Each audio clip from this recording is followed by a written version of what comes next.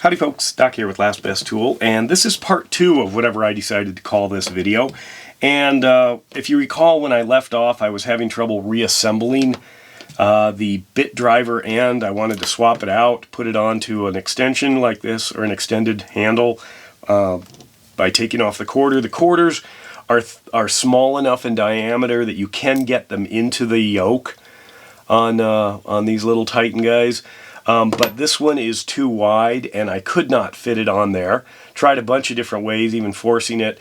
And it turns out I think you have to take it apart. So I took one apart and I could not figure out how it went back together.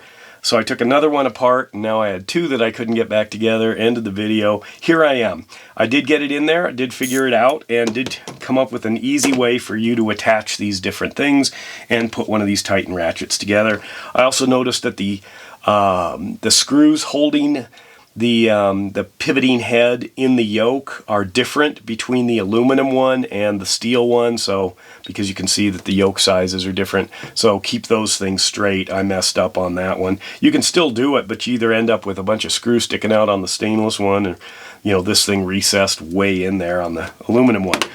So there are essentially 6 pieces to this ratcheting mechanism. There is the ring or the collar, and that is directional. I'll show you that. I'm also using in this case, a little snap-on mag mat. That's what I have attached to the front end of my Mac roll cart here when I was doing this one. Just drop it on. It helps hold it. Gives me a nice work angle. So there it is. Now, the pieces, well, you've got the anvil, whatever that thing is. In this case, it's a 1/4" hex bit driver. You have got a pawl, little pawl with in the engagement piece or parts cut into it. You've got this heart screw. That's what it's shaped like. You've got a cover plate reversing lever right here, and then of course the whole screw that holds it together. So first of all, figure out your direction. This will fit in nicely only on one side. You try it on the other and it just floats up on the top, so that doesn't work. So make sure you've got it on the side that it drops into.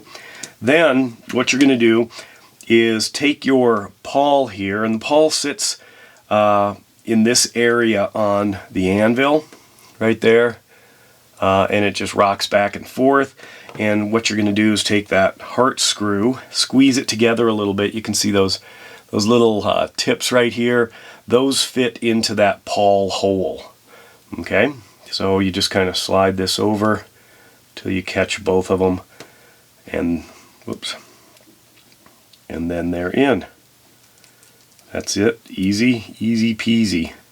If you know that that's first where they go, and then what to do afterwards. Come on. I just don't want it to shoot across the room again. There we are. So you can see it's just sitting in there, just like that. You can straighten it out, center it.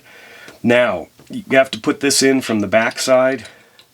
So I'm going to just hold it in on this end, just like that. And then I'm going to drop the pawl down with the flat sides lined up, so it looks just like that, little heart in there. Now this piece here, with a pin on it on the cover plate, you're going to capture the bottom of the heart spring and just pull straight down until you've centered up the cover plate, and then it'll just all drop together. So you kind of line that up, so it's going to grab that bottom of the heart spring and slide it down, and see if we've got it. Should, nope, didn't get it. There we, I don't think we have it here.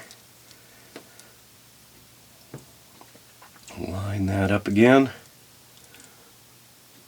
Line this up and slide straight down to capture it, and there we go. Should be in there. You cannot just push on this because remember, the other end will pop out, so it's reversing just fine. Drop the screw in.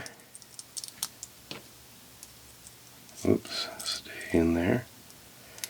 And then, come on, line up.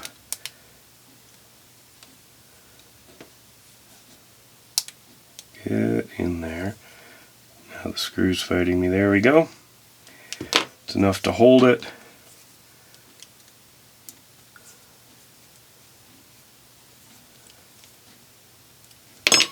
Alright, so there it is.